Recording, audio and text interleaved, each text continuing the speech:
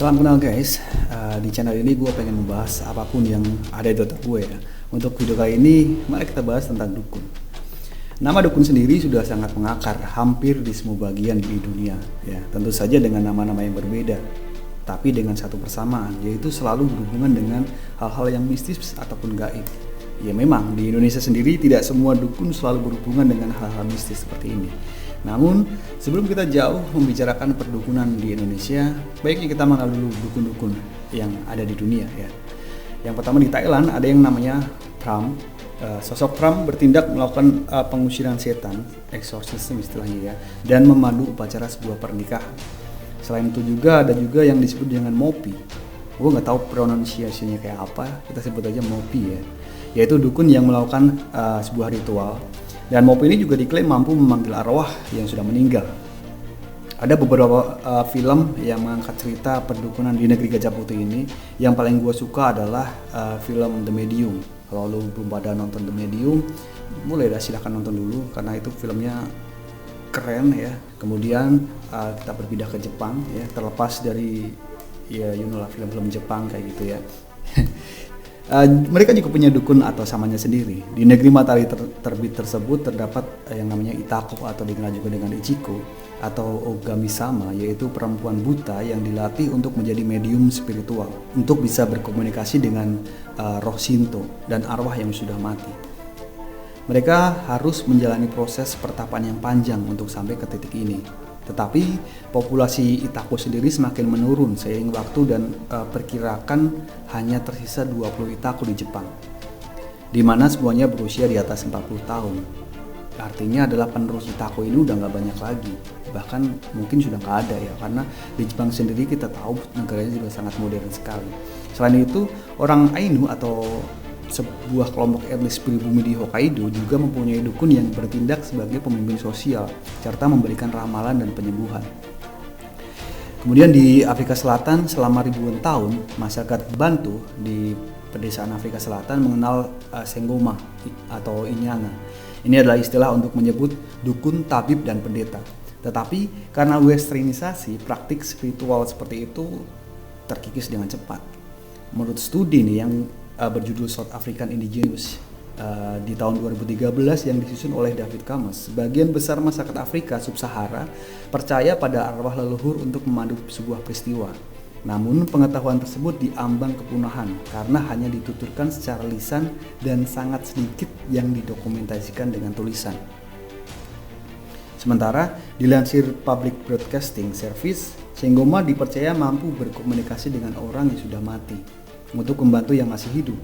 Saat ini diperkirakan ada sekitar 250.000 penyembuh tradisional dan dukun di Afrika Selatan yang sudah didata oleh pemerintah setempat. Kemudian jika kita terbang jauh ke Amerika atau Eropa, pembahasan ini akan menjadi lebih luas lagi karena di sana mereka mengenal nama-nama yang berbeda untuk menyebut orang-orang yang memiliki kemampuan spiritual seperti dukun. Let's say wizard atau witch ya.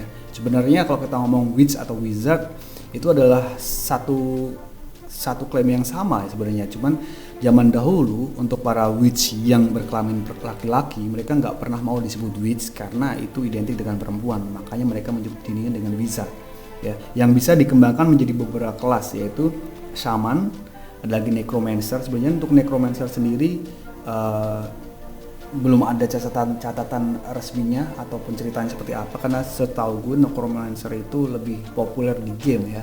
Ada juga warlock, terus ada sorcerer, dan juga wizard ya, yang tadi kita sebutin, enchanters, alchemist juga ada, dan juga sagi.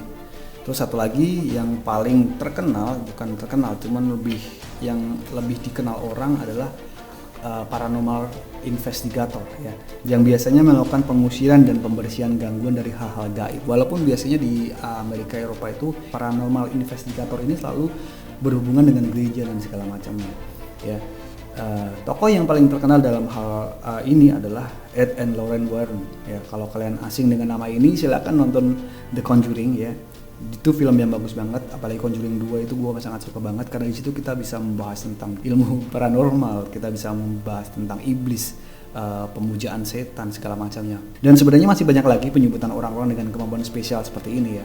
Cuman di Indonesia sendiri semua nama-nama tersebut dirangkum menjadi satu nama, yaitu dukun. Kenapa begitu? Karena orang Indonesia zaman dulu orang yang sakti, punya kemampuan khusus, paranormal, orang pintar, apapun itu kita sebutnya dukun, kecuali orang-orang pintar yang berhubungan kuat dengan agama seperti ustadz, kiai segala macamnya, kita nggak bisa sebut itu dukun karena di agama mereka pun mereka tidak percaya dengan adanya dukun, bahkan dilarang untuk berhubungan dengan dukun gitu. Dan dukun sendiri adalah sebuah lambang dari sistem kepercayaan kejawen atau kebatinan asli Jawa ya, untuk di wilayah Jawa. Mungkin akan definisinya akan beda-beda di tiap daerah. Kepercayaan animisme atau kepercayaan kepada makhluk halus dan roh, pemujaan leluhur dan perdukunan yang sangat kuat dan kuno dipegang oleh masyarakat Nusantara waktu itu. Sementara dokter medis dan revivalis Islam dan Kristen telah menyebabkan penurunan atas dominisasi dukun. Seperti yang tadi gua singgung di awal ya, orang-orang yang bisa menyembuhkan dengan doa-doa yang berhubungan dengan agama, itu mereka menjauhi yang namanya dukun ya. Mereka tetapi dukun tetap menjadi tokoh yang sangat dihormati dan agak ditakuti oleh beberapa masyarakat Indo-Melayu, bahkan di daerah mayoritas Muslim Ortodok ya. Di masa-masa prakolonial, dukun dibebaskan dari pembayaran pajak, seperti halnya pendeta Hindu dan biksu Buddha, dan banyak orang Indonesia yang terkemuka dan sangat berpendidikan tinggi waktu itu, bahkan mereka juga bergelar dokter dan master masih akan berkonsultasi dengan dukun atau paranormal pada waktu itu. Orang Indonesia yang diketahui telah mempekerjakan dukun termasuk mantan Presiden Soekarno, mantan Presiden Megawati Soekarno Putri, Sultan Hamengkubuwono IX dan Hamengkubuwono X dan masih banyak lagi. Dan untuk penerus dukun sendiri biasanya akan diturunkan secara lisan, tetapi adat istiadat tertentu berbeda dari satu komunitas ke komunitas yang lainnya. Para penerus dukun ini mungkin secara sukarela ya memutuskan untuk mempelajari keahlian dukun, namun posisi itu juga bisa diwariskan. Dukun Proto Melayu atau ras Melayu terdahulu, ras Melayu Lampau yang sering berperan ganda sebagai dukun dan kepala desa yang dikenal sebagai tok batin. Untuk daerah-daerah yang sukunya masih kuat, biasanya dukun selalu dijadikan tokoh sentral ya di desanya. Bisa jadi kepala desanya, bisa jadi penasihat desanya, dan itu pun masih terjadi di beberapa wilayah di Indonesia. Dan tidak semua dukun mempunyai standar yang sama ya. Dukun yang mewarisi ilmunya dari orang tua atau kakek neneknya atau dari lineage-nya memiliki kedudukan yang lebih tinggi daripada seorang yang menjadi murid dukun lainnya. Biasanya untuk menjadi dukun atau mempelajari ilmu dukun, ritual inisiasinya melibatkan meditasi di gunung, di air terjun, di hutan, di kuburan atau lokasi yang jauh dari orang-orang. Mereka benar-benar mengisolasi dirinya untuk benar-benar mendalami ilmu yang mau mereka pelajari ini gitu. Peran utama dukun dari zaman dulu sampai zaman sekarang sebenarnya masih sama ya, sebagai penyembuh. Idealnya seperti itu. Mereka biasanya menggunakan jamu, mantra atau jampi-jampian, benda mati, berkomunikasi atau bimbingan spiritual dengan makhluk halus atau jin, bisa dengan doa, sesaji, bahkan menggunakan keris atau senjata-senjata yang mereka anggap sakti, tombak, keris seperti itu ya, untuk melakukan penyembuhan mereka tersebut. Kemudian ada dukun yang mampu melakukan pengusiran arwah. Dukun dipercaya dapat berkomunikasi langsung dengan roh, entah roh jahat ataupun roh yang baik. Karena memang ada roh jahat, ada roh baik. Seperti juga ilmu, ada hitam, ada putih, ada juga merah. Katanya sih gitu. Roh bahkan dikatakan tidak melawan dukun dalam pemindahan mereka dari inangnya atau yang mereka rasuki. Karena mereka terpesona katanya bahwa makhluk hidup dapat berkomunikasi dengan mereka. Tetapi beberapa kasus di luaran sana ada juga penolakan yang terjadi oleh para makhluk gaib ini. Sebenarnya nih, kegiatan pengusiran setan seperti ini kadang tidak berakhir baik ya. Di beberapa kasus lama terjadi sebuah tragedi yang menimpa orang yang disangkakan sedang kerasukan dan akhirnya berakhir dengan kematian. Beberapa orang berpendapat bahwa itu bukanlah kerasukan, melainkan sebuah penyakit yang pada zaman itu belum diketahui, atau mereka tutup mata dengan penyakit itu dan menyebutnya kerasukan aja. Bisa aja itu epilepsi ataupun cuman kejang-kejang, atau ya banyak lah kasusnya ya. Sebenarnya kalau kita mau bahas ini banyak, bahkan sudah difilmkan juga beberapa film tentang kesurupan dan segala macam ini. Kita bahas mungkin lain waktu ya. Juga ada lagi dukun yang mampu meramal. masa depan dan masa lampau. Dukun jenis ini biasanya mereka klaim bisa melihat masa depan atau masa lampau atau masa lalu, entah dari bisikan makhluk gaib atau yang lainnya. Ada juga yang sering merupakan hasil dari konsultasi roh yang sering memberikan wawasan tentang apa yang terjadi pada dirinya. Jadi kadang seorang keluarga yang habis ditinggalkan sanak familinya, mereka datang ke dukun untuk meminta dukun, saya pengen berkomunikasi dengan keluarga saya yang ini yang udah meninggal gitu, seperti itu ada yang mengklaim bisa gitu ya. Dan ada juga yang mampu memberikan berkah, charm, penglaris istilahnya gitu ya. Dukun kadang bisa memberikan individu atau bisnis, orang atau pebisnis, mereka biasanya memberikan benda mistis untuk disimpan, dibawa atau dipasang di tempat bisnisnya dengan tujuan untuk meningkatkan bisnis orang tersebut, atau bisa juga memberkati di atas bidang tanah untuk memastikan panen yang baik. Ada dukun yang mampu berkomunikasi dengan roh ya. Dukun yang diduga mampu melihat roh-roh yang biasanya tidak terlihat dan berkomunikasi dengan mudah seolah-olah roh itu hadir secara fisik. Banyak roh yang diperkirakan berbicara bahasa Jawa, Sunda kuno, atau bahasa Kutai Melayu, bahasa daerah masing-masing. Tapi dukun ini mampu untuk tiba-tiba ngomong bahasa tradisionalnya mereka untuk berkomunikasi, padahal mereka tidak bisa bahasa itu sebelumnya. Cuman kan kita juga nggak tahu mereka udah belajar sebelumnya atau belum. Yang orang tahu adalah dukun ini bisa bahasa tradisional daerah tersebut. Terus kemudian dukun pada umumnya bukanlah orang jahat sebenarnya ya, karena setahu gue dukun itu adalah penyembuh gitu. Dan kadang-kadang beberapa praktisi mungkin dipekerjakan untuk melakukan hal-hal kejam kepada orang lain, seperti menggunakan kemampuan mereka untuk balas dendam ataupun hal-hal yang jahat gitu ya. Dan dukun ini punya mantra atau kemampuan masing-masing ya, seperti Jenges, aku nggak tahu nyebutnya gimana, cuman ini bahasa Jawa kuno kelihatannya ya. Adalah salah satu jenis ilmu sihir yang mengharuskan dukun duduk di tengah-tengah sajen yang ada di dalamnya terdapat benda-benda tajam seperti paku, pecahan kaca, dan rambut. Kemudian membentuk setengah lingkaran sambil mengucapkan sebuah mantra dan memohon pada para makhluk halus untuk memasukkan benda-benda tajam tersebut ke dalam perut si calon korbannya. Lebih mirip ke santet, cuman kita bahas santet nanti lagi. Kemudian ada gendam. Fungsi utamanya sebenarnya untuk menghilangkan kesadaran dan mempengaruhi orang ya. Dan fungsi ini jelas bisa mengarah ke hal positif dan negatif. Seringlah kita dengar banyak kasus tentang gendam ini ya di jalan-jalan. Entah itu gendam atau hipnotis, kita nggak tahu. Ya. Kemudian ada naruga, kemampuan dukun yang mampu menanamkan sugesti emosional pada korbannya. Kalau dalam modern kita sebutnya adalah hipnotis, hipnoterapi. Kemudian ada santet. Ya, kalian tahu sendiri ya, dukun menyebabkan kesakitan bahkan kematian pada sasarannya. Santet itu ya. Udah nggak usah dijelasin banyak panjang lebar kalau santet ya. Ada juga sirap ya, dukun mampu menyebabkan seorang jatuh tertidur lelap dan nggak bangun-bangun gitu. Kemudian ada tenung. Untuk tenung sendiri tipe sebenarnya dengan santet.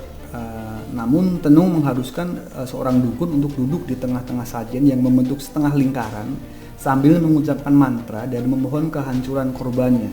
Sasaran biasa sampai menderita sakit kepala, muntah-muntah dan sakit sampai disembuhkan oleh dukun yang lain. Jadi tenung, santet, dan jenges ini sebenarnya hampir mirip ya. Cuman penyebutannya beda, mungkin dari daerah yang berbeda.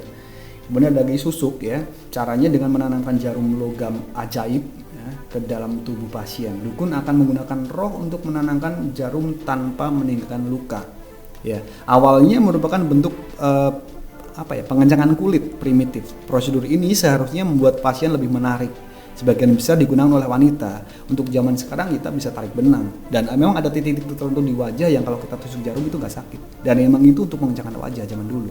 Banyak kasus ya di dukun ini sebenarnya. Banyak dukun yang dipenjarakan karena penipuan dan kekerasan seksual di Indonesia. Kalau kita bisa sebut saja kayak Kanjeng yang waktu itu dia bisa menggandakan uang. Ya, akhirnya dipenjara. Ada dukun AS ya, itu juga dipenjara. Ada lagi dukun Suraji yang telah berhasil membunuh 42 perempuan selama 9 tahun.